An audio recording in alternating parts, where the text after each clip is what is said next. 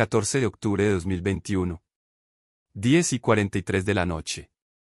Tepatitlán de Morelos, estado de Jalisco. La lluvia acababa de detenerse hacía apenas unos minutos y el asfalto todavía brillaba bajo la luz amarillenta de los postes de la calle. El agua acumulada en pequeños charcos reflejaba los cables eléctricos y los anuncios viejos de las tiendas cerradas. Cada vez que pasaba un vehículo, las llantas levantaban una fina capa de lodo que terminaba salpicando la banqueta. El aire olía a tierra mojada, gasolina vieja y metal oxidado.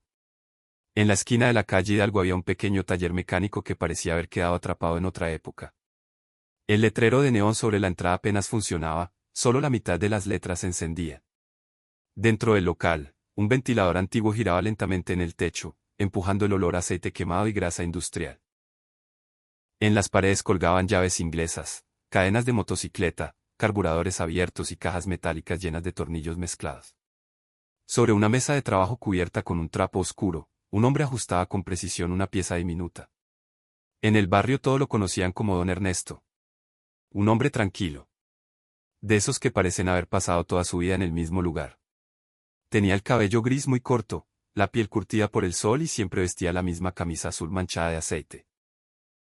Nadie lo había visto discutir con nadie. No bebía en los bares del centro ni se metía en problemas.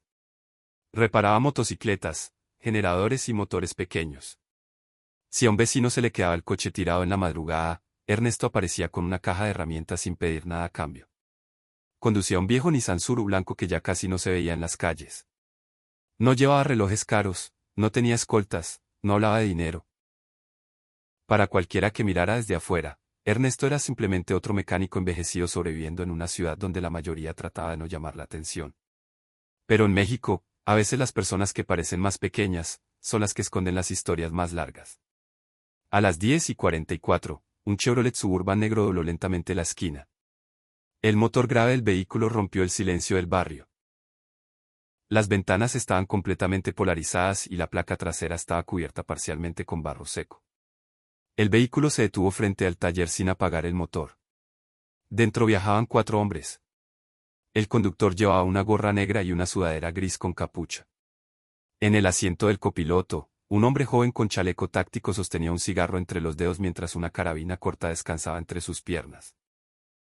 En la parte trasera, otros 2 hombres observaban el taller a través del vidrio oscuro. Uno llevaba botas puntiagudas de piel de serpiente.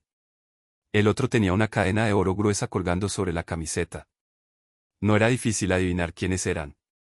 En los últimos meses, pequeños grupos vinculados al CJNG habían comenzado a recorrer pueblos como Tepatitlán cobrando protección. Talleres, bares, taquerías, ferreterías, nadie quedaba fuera.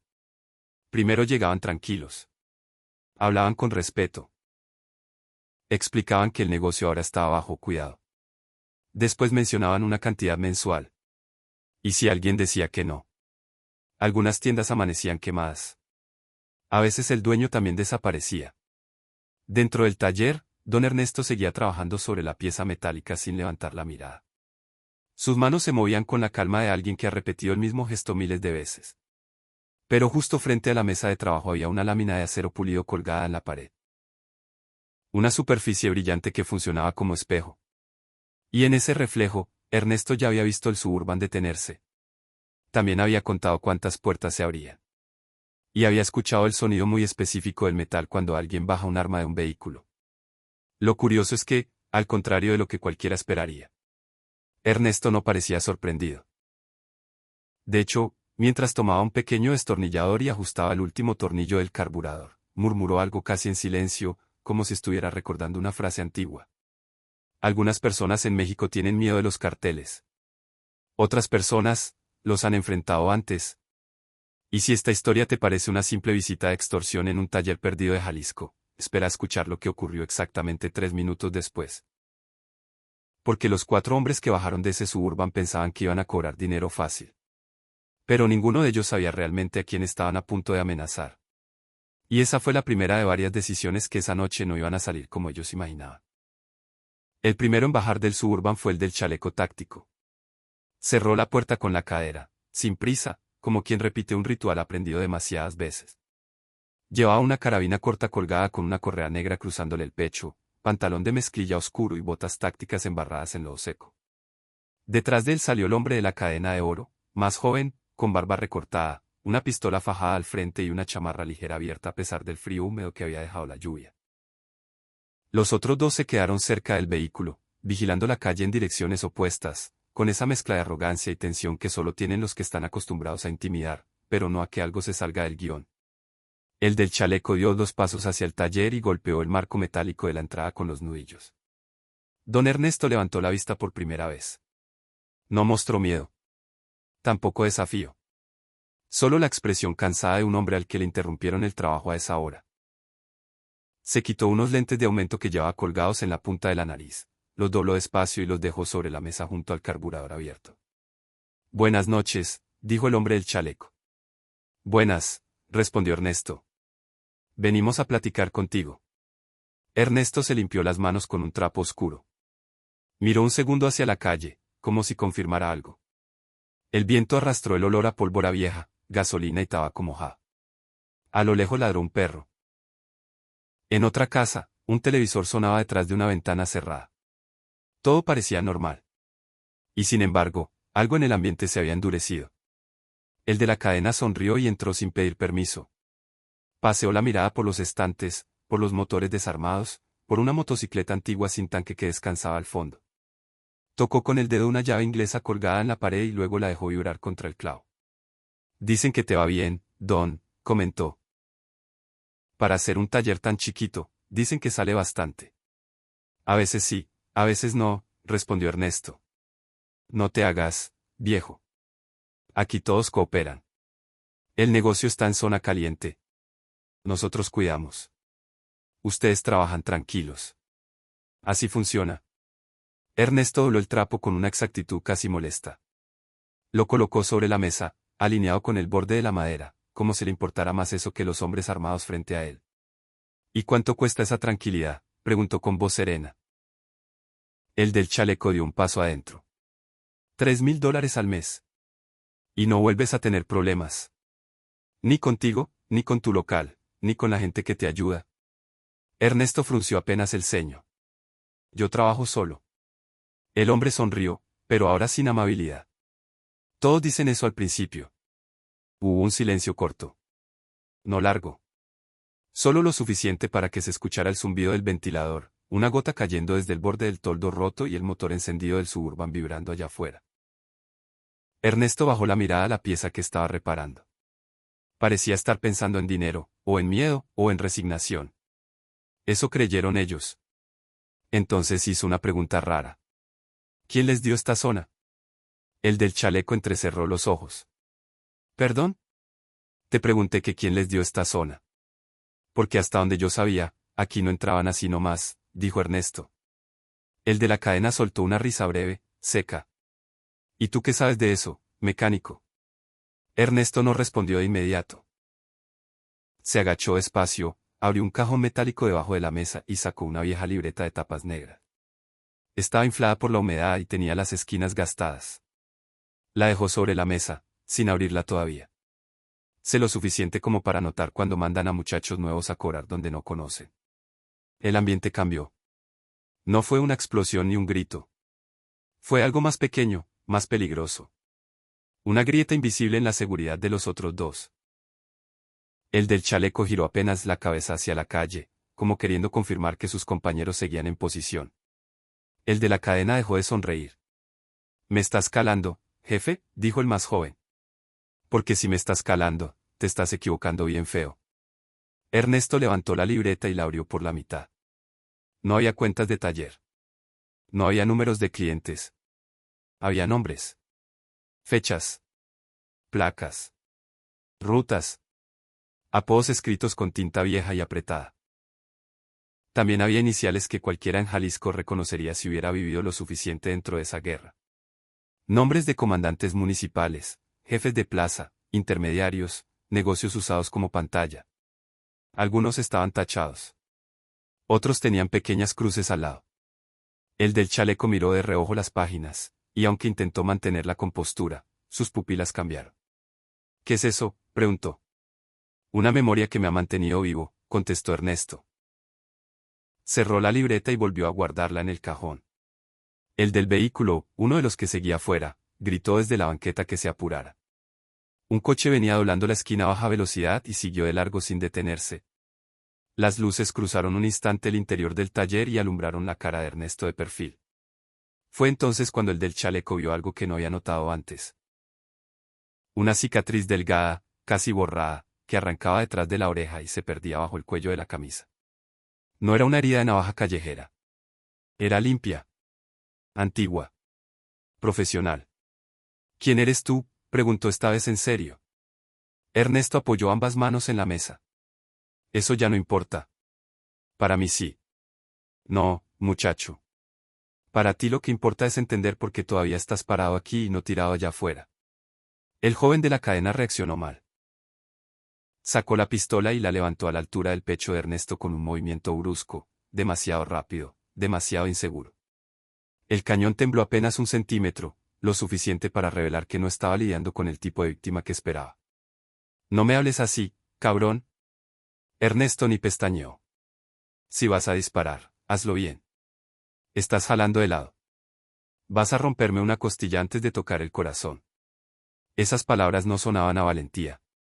Sonaban a experiencia. El del chaleco giró la cabeza y miró a su compañero armado. Baja eso. ¿Qué? Que la bajes, idiota. Por primera vez desde que llegaron, el muchacho obedeció sin discutir. Y eso inquietó más a Ernesto que la pistola misma. Porque cuando en un grupo uno manda a callar al otro tan rápido, significa que al menos uno de ellos ha entendido el peligro. El del chaleco respiró hondo. Mira, don Ernesto. Sea quien sea usted o quien haya sido, eso ya fue. Aquí lo que cuenta es el presente. Nosotros venimos de parte de gente pesada. No conviene ponerse difícil. Ernesto asintió muy despacio. Eso mismo decían otros hace 20 años. Sacó un encendedor del bolsillo del pantalón y prendió un pequeño anafre en una esquina de la mesa. La llama azul iluminó brevemente sus dedos ennegrecidos por la grasa. Encima del fuego colocó una vieja tetera metálica. ¿Quieren café?, preguntó. La oferta era absurda. Tan absurda que el de la cadena soltó una maldición. Pero el del chaleco no se movió. Estaba mirando los detalles. Las manos firmes del viejo. La manera en que nunca se colocaba en línea recta frente a un arma. La posición de sus pies. Los espejos improvisados del taller. La puerta lateral medio entornada al fondo. Todo eso no era improvisación. Era costumbre. Tú no eres mecánico nada más, dijo. No. Pero me volví uno cuando entendí que sobrevivir en este país exige aprender a parecer poca cosa. Un trueno lejano retumbó sobre los techos de lámina. El viento hizo crujir el letrero del taller. En la calle, uno de los hombres del Suburban se acercó a la entrada. ¿Todo bien o qué? El del chaleco no respondió enseguida. Seguía viendo a Ernesto como si intentara sacar una fotografía vieja de la memoria. Y entonces le vino una imagen rota. Un nombre que había escuchado años atrás en una casa de seguridad. Un rumor contado por hombres mayores, de esos que sobreviven demasiado para seguir inventando historias. Hablaban de un operador que desapareció sin dejar rastro después de un ajuste interno en el occidente del país. Un hombre que había trabajado para una organización antes de que los mapas se redibujaran, antes de que las alianzas cambiaran, antes de que Media República se convirtiera en un cementerio con carreteras. Decían que sabía seguir dinero, armas y hombres como si viera patrones invisibles. Decían que nunca levantaba la voz. Y decían algo más, que cuando desapareció, no huyó. Se borró solo. El del chaleco tragó saliva. No puede ser, murmuró. Ernesto sirvió agua en 2 tazas despostilladas. Muchos hombres en este país han dicho esa frase justo antes de cometer un error. Y si te estás preguntando por qué alguien así terminó escondido en un taller olvidado, eso todavía no es la parte más peligrosa de esta historia. Lo verdaderamente grave fue lo que el hombre del Suburban hizo después, cuando salió a llamar por teléfono creyendo que todavía tenía el control. Porque una cosa era venir a extorsionar a un mecánico. Y otra muy distinta era descubrir, demasiado tarde, que ese mecánico conocía nombres que jamás debían pronunciarse en voz alta. El hombre del chaleco salió del taller sin decir una palabra más. El aire frío de la calle le golpeó la cara mientras caminaba hacia el Suburban. Encendió otro cigarro con manos que intentaban parecer tranquilas. Detrás de él, el joven de la cadena seguía dentro del local mirando a Ernesto con desconfianza, como si no supiera si reírse de la situación o simplemente disparar y terminar con aquello. Pero el del chaleco ya no estaba pensando en dinero. Sacó su teléfono, se apartó unos metros del vehículo y marcó un número que no estaba guardado con nombre. Solo 3 letras. Cuando la llamada conectó, bajó la voz. Tenemos un problema. Del otro lado no respondieron de inmediato. El hombre miró hacia el taller otra vez.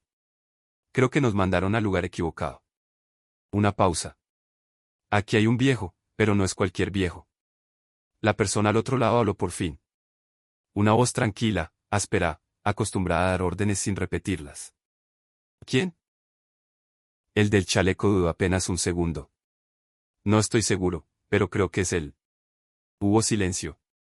En México, dentro de ciertos círculos, pronunciar algunos nombres no era prudente. Ni siquiera por teléfono. ¿Qué viste?, preguntó la voz. ¿Tiene registros viejos? Nombres que no deberían estar en manos de nadie. Y, ¿hay algo más? Ese cabrón no se comporta como civil. El humo del cigarro se mezcló con la humedad del aire. Dentro del taller, Ernesto levantaba la tetera mientras el agua empezaba a hervir. La voz del teléfono habló otra vez. Escúchame bien. No haga nada todavía. Nada. Nada. Quiero que me confirmes primero. El hombre miró hacia la puerta del taller. ¿Confirmar qué? Si de verdad es quien creemos. La llamada terminó.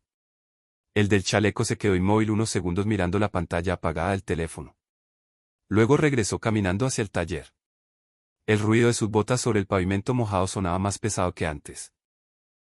Dentro, el joven de la cadena seguía apuntando el arma hacia abajo, aunque ya no con tanta seguridad. Ernesto había servido el café. 2 tazas. Colocó una frente al joven. No bebo con gente que viene a cobrarme, gruñó el muchacho. Ernesto se encogió de hombros. Entonces no bebas. Tomó su propia taza y sopló el vapor lentamente. Cuando el del chaleco volvió a entrar, cerró la puerta metálica detrás de él. El sonido del golpe resonó en el pequeño taller. Tenemos que hablar, dijo. Ernesto no levantó la mirada del café. Eso intentaban hacer desde el principio. El hombre caminó despacio hasta la mesa. Esta vez sin arrogancia. ¿Cómo te llamas realmente? Ernesto bebió un sorbo.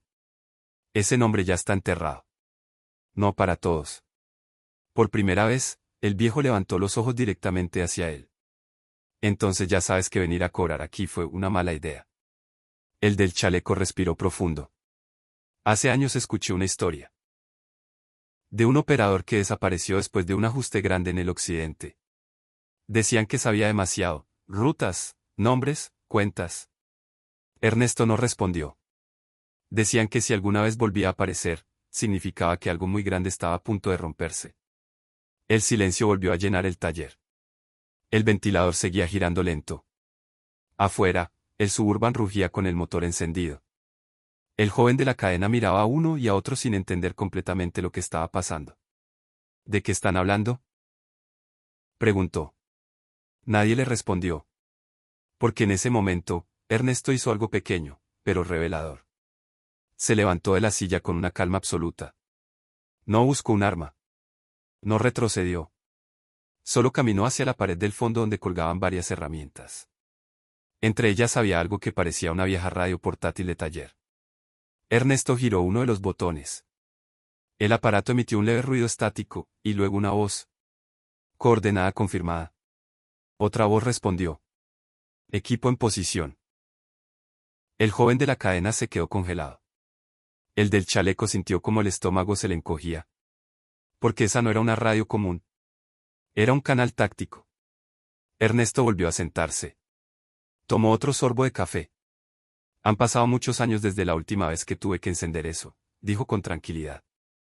El del chaleco dio un paso atrás. ¿Quién está afuera? Ernesto lo miró fijamente. Eso depende de cuánto ruido quieran hacer ustedes. En ese instante, desde algún lugar oscuro de la calle, se escuchó el leve sonido metálico de un cerrojo de rifle preparándose. Uno. Luego otro. El joven de la cadena dejó caer la pistola sobre la mesa. ¿Qué carajos? El del chaleco ya lo había entendido. Durante años habían creído que Ernesto era un mecánico olvidado en un barrio pobre. Pero alguien así no sobrevive décadas en Jalisco por accidente. ¿Y si lo que estaba pensando era cierto? Entonces el taller donde habían venido a cobrar protección no era un negocio cualquiera.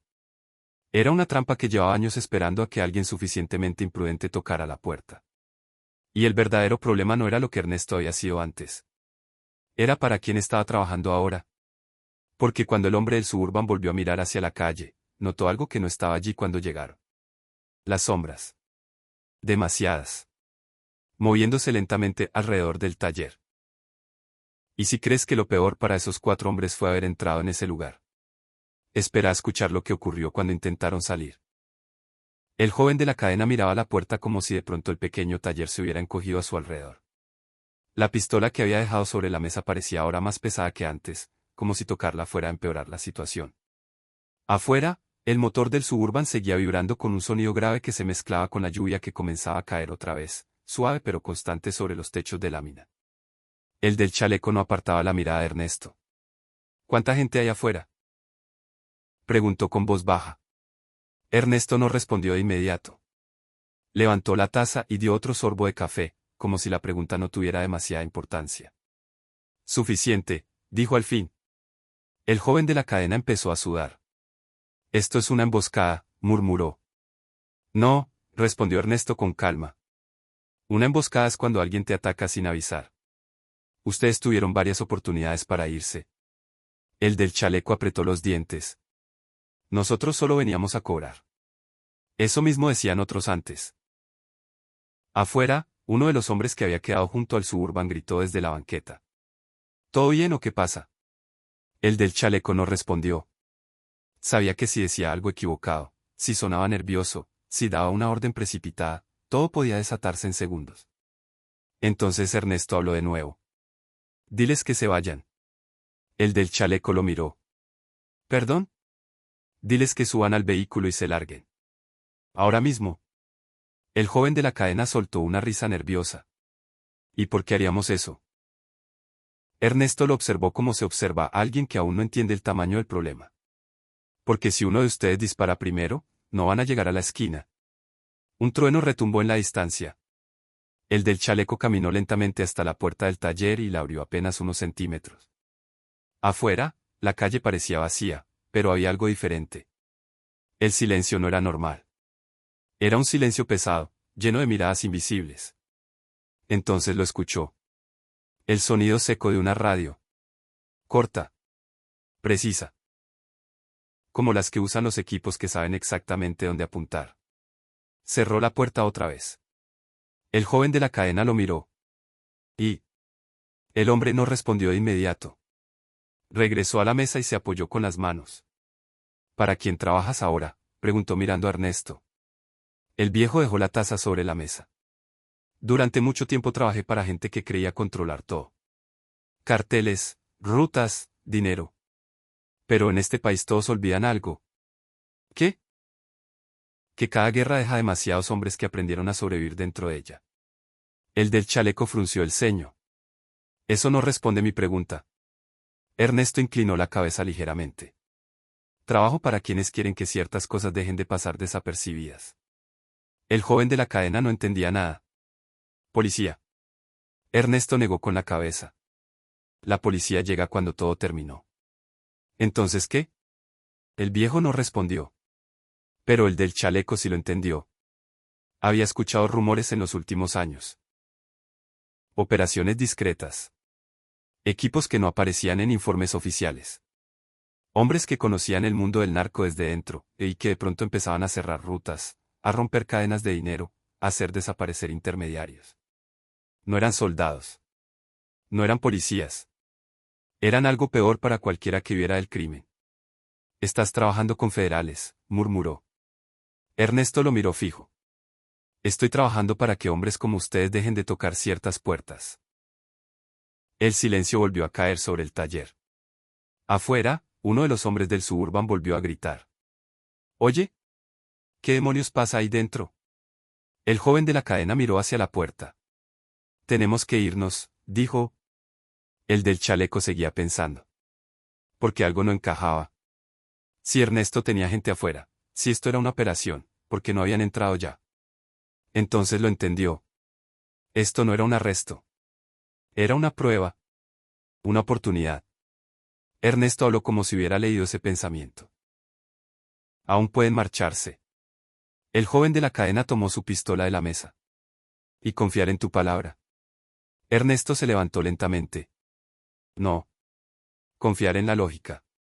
Caminó hasta la puerta del taller y la abrió completamente. La lluvia caía ahora con más fuerza. Las luces del Suburban iluminaban la calle mojada. A simple vista parecía vacía. Pero entonces el del chaleco notó algo. En el techo de una casa al otro lado de la calle. Una silueta. Luego otra. Más atrás, entre los árboles del callejón. Otra sombra. Quietas. Esperando. El joven de la cadena dejó escapar una maldición. Nos rodearon. Ernesto volvió a hablar. Vinieron a cobrar $3.000. Pero esta noche van a prender algo más caro. El del chaleco cerró los ojos un segundo. Cuando los abrió, tomó una decisión. Bajó su arma. Luego levantó las manos lentamente. Nos vamos. El joven de la cadena lo miró como si estuviera loco. ¿Estás hablando en serio? Sí. Porque el del chaleco sabía algo que su compañero no. Las personas que preparan un cerco así, no suelen fallar el primer disparo. Afuera, los otros dos hombres del Suburban seguían esperando sin entender por qué nadie salía.